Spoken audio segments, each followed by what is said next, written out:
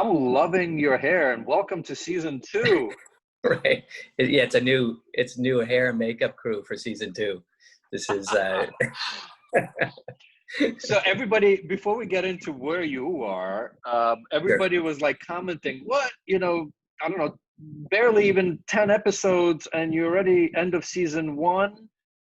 Right. Well, we're back next week. This is season 2, so we're not sure how to do seasons, but I think the reason we did it is because on one of the shows we kind of said top 10, and anybody who is not in top 10 in that season, so we just don't want to make our next guest today and others feel bad.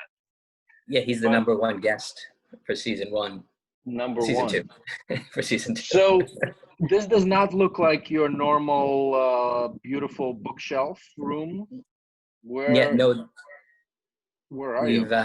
we're just off a 5.5-hour drive through Irish countryside for anyone that knows Ireland. We're in beautiful Dingle, decamping to an Airbnb here for 4 or 5 days, a little Irish staycation. Dingle, yeah, it's famous. It's the southern westernmost piece of Ireland. It has a 30-year-old dolphin that you can swim with. Wow. And it gets kind of tropical. It's kind of a lovely, picturesque little village. Last time I was here was 25 years ago. So the did it change a lot? I guess the dolphin got older. The dolphin's older. Yeah, we're not sure it's the same dolphin. They say it is, but like the dolphin per folklore would be like about 100 years old at this stage. A lot of guys I know in their 50s remember swimming with it when they were a kid. Sorry, so I'm in beautiful Dingle. We don't have the Emanuela's bookcase, and the hair's a bit frizzy from the temperature. I'm still jealous, and the bookcase, you can always put the background in Zoom, but right. So I don't know. Are we gonna do the review of our numbers in season 2, or just we're gonna, I think, let our viewers assume that we're so damn popular that right. the numbers are skyrocketing? I think it's pretty clear the fact that we've gotten signed up for a second season on YouTube and Spotify, and that they're signing us up again, and we're going right at it. And because like the whole world's just accelerating right now, I think the fact that seasons are happening a lot quicker, I think it all makes sense. I don't think we need to review the numbers. And, part of me, last episode I did this stupid microphone thing that, I wasn't sure. We should have tested it, but I guess we're unproduced, so it is what it is. But then Dan Kendall, huge shout out to you, brother. Thanks for coming and saving. You did the magic with your team. So whoever is watching us now, go back and watch the season finale. You can't miss it. Our better halves just kicked our ass. Yeah, one of the funnest episode for me anyway, or one of the funnest episodes, I mean, they've all been a blast, but that was a lot of fun. It was great to get the I want to just quickly, before you introduce our next guest, who is patiently waiting, I want to just I don't know why, I want to do a quick shout out to Chris Hogg. So I don't know if you know him or not, the early days of Quantified Self, Propeller Health. Yeah. So I think I saw a beautiful kind of Twitter storm in a positive way. He's leaving ResMed and Propeller, but I'm just looking forward to seeing what's next for him. So shout out to you, Chris. Yeah. He's a bit. I mean, that's like he's a legend now in digital health folklore, building up Propeller, taking it to ResMed, setting some valuations. So I didn't know he left, but that shout out to Chris. I don't know him other than his reputation. Cool. Well, but it sounds like, and I'll let you introduce the next speaker, because also a bit of a visionary way before these things started. But I'll hand it to you. Yeah. No, I was thinking about the next guest. We obviously we had a big list of people, a lot of exciting people we could bring on to a shot at digital health. John Brownlee for me. So John Brownlee started up. So I think he's one of the early pioneers in using video in a unique way in healthcare, and he's the CEO of Vidscript. I knew John. I got to know John through the Twitter sphere, and he ended up having some advisors in the Irish marketplace. Came over to Ireland. We threw a kind of video and healthcare conference for him. Just a great guy. You'll hear from him, but really unique perspective. Based out of Minneapolis, so it was a chance to introduce, I guess, John to you, Eugene, and get an deeper way. So I think we'll let him on and let him introduce himself a little bit. I'll admit him. Yeah.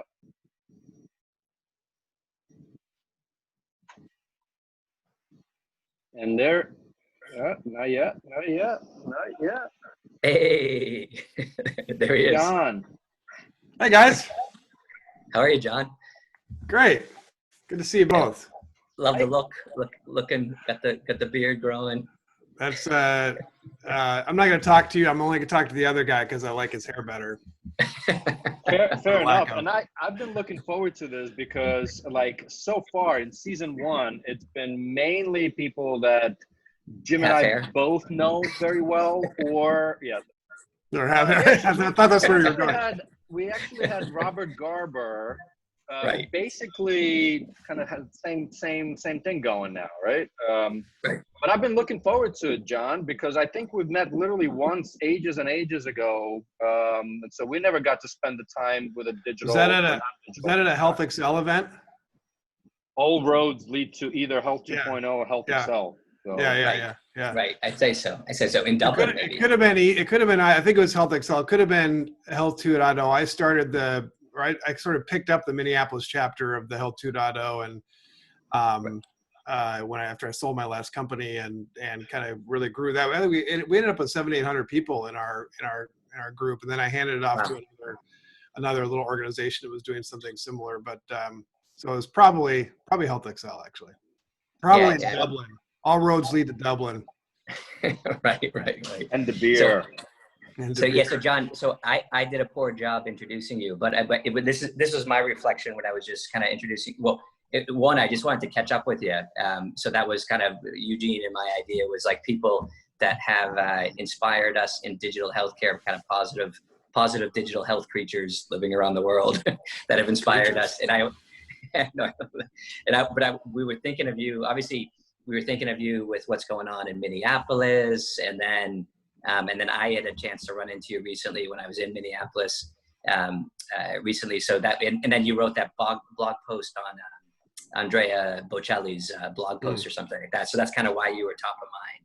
But so I said, we got John on, and plus I think we said this kind of funny history of kind of working together and interacting through Health Excel. But before I go on, maybe give us your own background a little bit in your own words.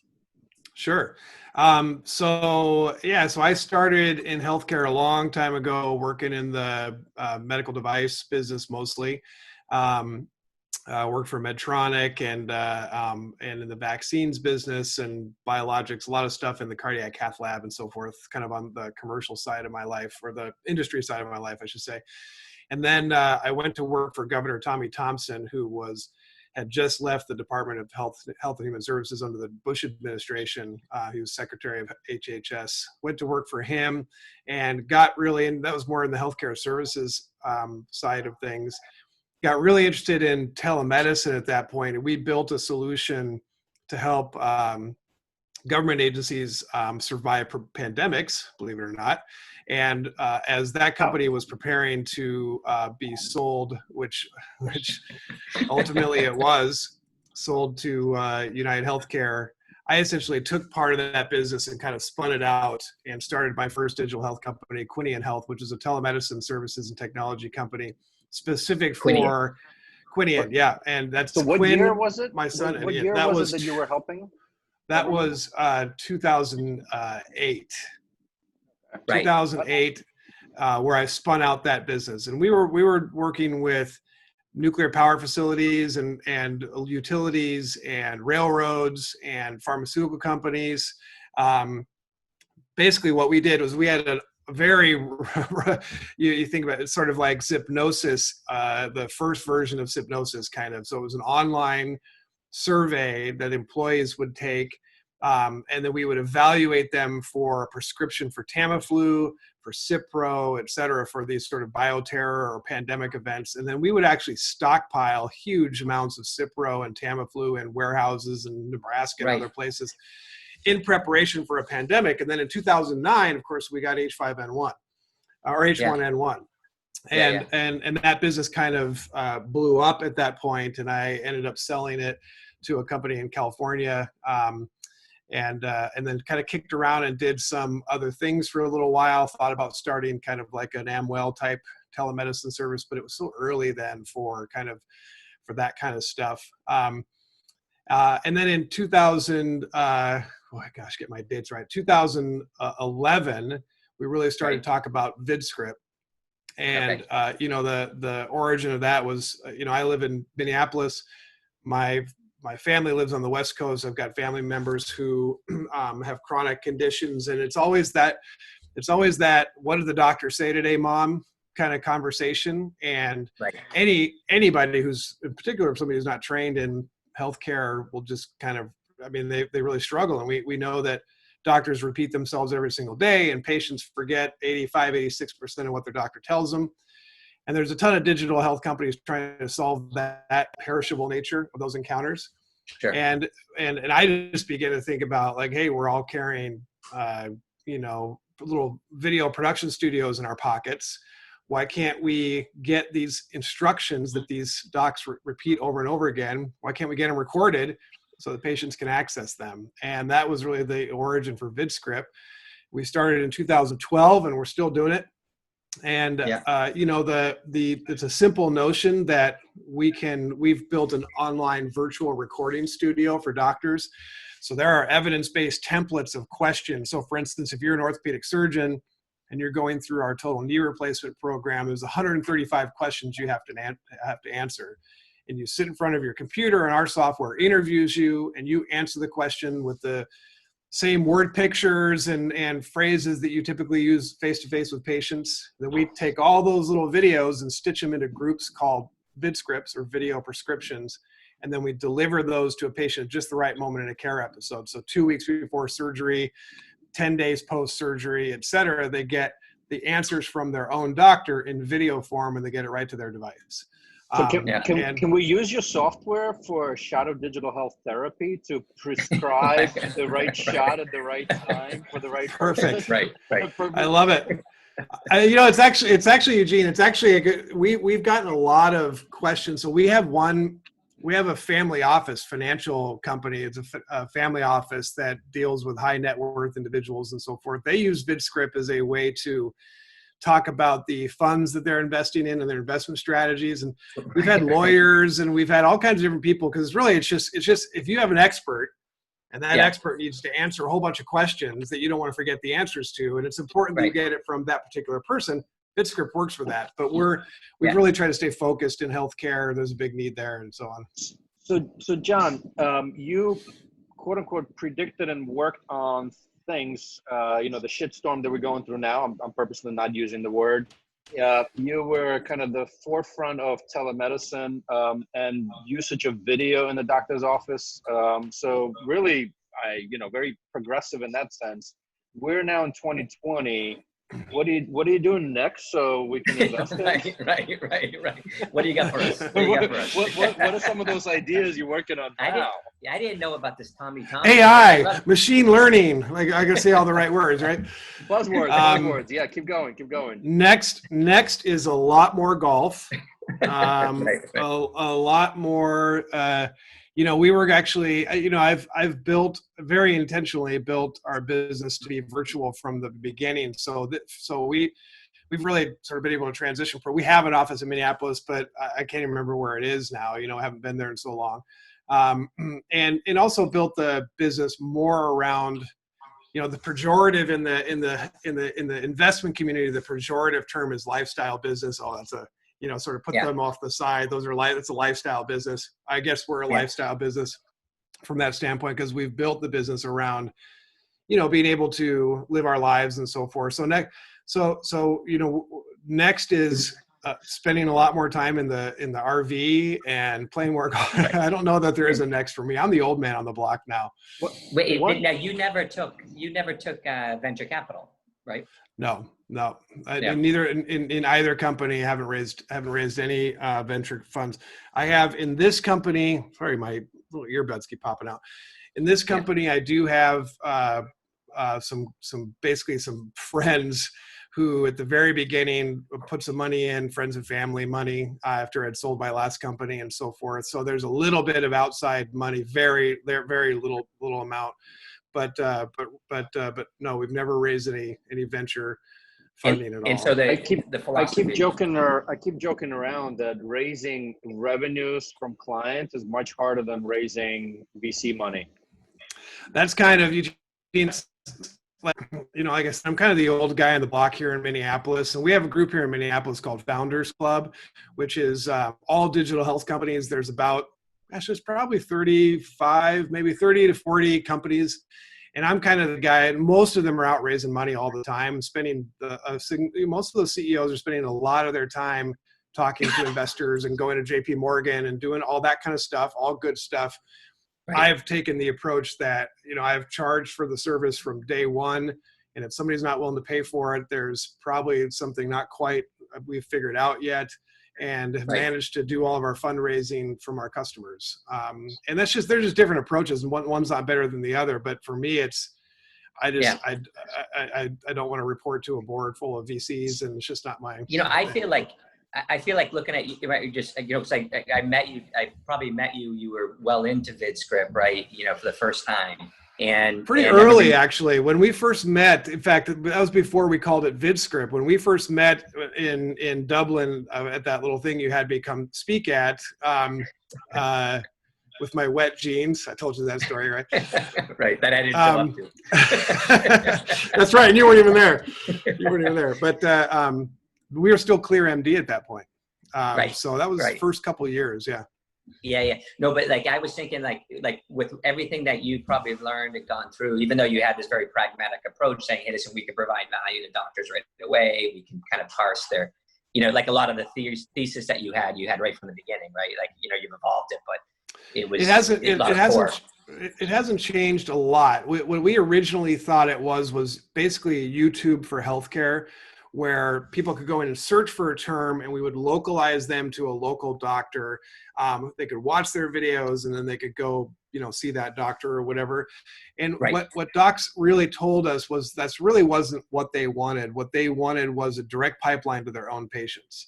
So they want to be able to talk to their patients on video, tell them all the stuff, but then not have them press that related videos button where some other knucklehead is saying, hey, don't trust your orthopedic surgeon, just take my lotion or whatever, and that kind of stuff. So that's where we turned from ClearMD, which is more of a search engine, to Vidscript, which is more directly prescribing my expertise to my patients and keeping that in a safe, controlled environment, and then delivering that content at just the right time in a care episode via text messaging. Don't you think like Eugene's now on his, because how your coach is how old right now, Eugene? Well, officially we actually incorporated in January. So unofficially, Marina's been working on the MVP and product for a little over a year, right? Right. So and I'm probably I'm in between you two in terms of with Health Beacon, in terms of but I would think that if you were let's say you were going to try to VC fund it back in 2000, what do you say, 2008 or something, or where 12, there was no digital health funds, so you had to go after it was either going to be tech funds looking to go into healthcare, no idea about timelines, right? Or you're going to go after, pharmaceutical, med tech funds that were obsessed over IP, right? Like that felt like the challenge. It didn't even exist then, did they? Yeah, I think that's true. I also tell people a lot, especially young entrepreneurs who are trying to, there's sort of this default stance that first thing I do is I go out and call 10 venture capitalists, and there's a place for that. But I always tell them, listen, if we had raised money in 2012, 2013, or even 2014, we'd be out of business right now. And the reason is we would have plowed a bunch of money into the wrong solution. Because in our case, there's kind of three big chunks of our business. One is the principle makes sense. If we talk to 100 surgeons, 98 of them are going to say, yes, I have that problem. Where have we been all my life? I want that answer. So that's kind of the easy part. So we validated that, but then can you operationalize it at scale? Obviously that's what we've spent the majority of our time over the last 8 years trying to figure out. And then 3, of course, what's your business model? And and number 2 and number 1 hasn't changed really. Number 2 and 3 have evolved a lot.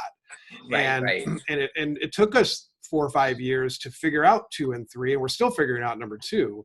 And so we would have invested a ton of money in the wrong solution and probably run out of runway, as opposed to working with some of our customers and trying to figure this out over time with enough sort of without a board saying if we're going to give up if we can't hit a milestone at this point. So, and listen, we're in a, I was qualified when I talk about this. I qualify this. Our business is not heavily capital intensive. And so it's not like it's not like Health Beacon where you're designing a box and technology. And so, and you got to invest in that and you got to get approvals. Our software and services play is much less capital intensive. So we have that luxury to be able to extend our timeline a little bit because we don't have, we're incredibly capital efficient, So typically, maybe you mentioned the Founders Club in Minneapolis. So I personally don't think of Minneapolis as like a digital health hub, but of course, we're going to change Sanchez, that. who has I guess a couple of things. One is who are all the players? Like tell me, maybe Jim knows, but like, and our viewers, of course. Let's not forget about who is going to sponsor us ultimately. So I'll do a short little Minneapolis commercial here. Minneapolis, St. Paul, Minnesota. I shouldn't say Minneapolis. Twin Cities, Minnesota, because a lot of times Minneapolis people leave St. Paul out, and the St. Paul people do the same thing. So where the Twin Cities, where it's kind of started here is with Medical Alley. So the Medical Alley Association is really kind of the key association of medical device companies. And of course, in Minneapolis is the home of Medtronic and the University of Minnesota and C. Walter Lillehay and all those guys who invented the pacemaker and all of these incredible technologies. And out of that developed the medical device industry that is, Minneapolis is arguably in the States, arguably the number one or two, hub for that. We have Mayo Clinic, of course, we have United Healthcare, and a lot of the sort of health system strategies and concepts have come out of this part of the country. So there's a huge healthcare infrastructure here. And it really made sense that digital health was going to kind of be one of the next areas. So Medical Alley Association, which I'm really involved with and a big proponent of, has really done a great job of kind of cultivating the digital side of these innovations, both in terms of what the device companies are doing on the digital side, and also kind of the startup ecosystem. And there's been a couple of Bright Health is one of the big players here that's raised $1 gazillion, and there's been a couple good exits. Zipnosis is here. If you're familiar with Zipnosis, he's a buddy. The CEO is a good friend of yours, right? John Pierce is a good friend. I consider him a friend. I'm not sure what he thinks of me, but but he's Eugene. He's got our head. So like anybody that's got our head, I'm happy with. Just brother from another mother, right? That's right. So it's really an evolving ecosystem. There's some good telehealth companies. I would kind of put Vidscript into kind of that category. There's a number of good. Learn to Live is a really blowing up mental health, behavioral health startup that's raised a bunch of money, and so there's a good 35 or so that are in our Founders Club organization, and I think there's a bunch more that are kind of sitting on the outside of that as well. So it should. I mean, it's never San Francisco or Boston and all that, but we're rivaling Chicago certainly in terms of the level of activity and fundraising. We were saying like all roads lead for Health Excel. Like Health Excel through our first, and I think one of our first accelerator investment events at Minneapolis. We were like, it was in like January or February. Yeah. So this is how I know that I am a powerful figure in the digital health space, that I got all these guys to come to Minneapolis in February and host a conference at Worrell Design. We're all arriving going like, what the hell, and we loved it. They had no idea. Like so many of us fell in love with Minneapolis after that. I think I kept my profile photo of the spoon. What's the spoon with the the cherry spoon bridge? The cherry spoon bridge. There's you got to go to Minneapolis, Eugene. I have to. I'm back in US at least temporary, but unfortunately, the travel thing. Well, here's what I'll say about Minneapolis. If you want to start a company and you want a place where there are big payers and there are big health systems and there are big medical device and to some extent pharma, you can't do much better than Minneapolis. I mean, it's got all of those all in an area that's serviceable, you know. So you can plug in with a lot of players in a lot of different aspects of healthcare and do it in a cultural environment that's accepting and open and so forth. So, you know, if I go to New York, they tell me to bugger off, you know. But I mean, in Minneapolis, people are at least on the surface pretty nice, and so you can get a lot of things done here. Speaking of, Jim usually asks the question, how is the situation with the virus is not one of the words we can't say. So you can't say virus. You can't do it. No, we're not allowed to say virus. But I guess a combination. I mean, obviously Minneapolis got this whole country and the world moving. Just kind of what's the situation on the ground on a little bit of the both fronts. I mean, this is straight from the eye of the storm in a sense, right? Yeah, Minneapolis got really hit double whammy style, right? So I mean, the COVID-19. I think culturally in Minnesota we are, and I'm not a native Minnesotan. I'm from Oregon and Washington originally, but you know, this is the kind of place where, generally speaking, if the governor says, "Listen, everybody, we're going to shut down," everybody kind of says, "Okay, let's shut down and let's cooperate." Not everybody, obviously, but so we did that. We went into lockdown, and the state was really locked down. I mean, we didn't leave the house, and for a couple months. And obviously the weather as the weather's getting better, we're spending more time inside. Like, it's incredibly counterintuitive. And then, of course, with the murder of George Floyd, and then that doubled down on and the community where that took place in South Minneapolis, Jim, right near. Well, in fact, where we had lunch that day, not that long ago, is right in the heart of.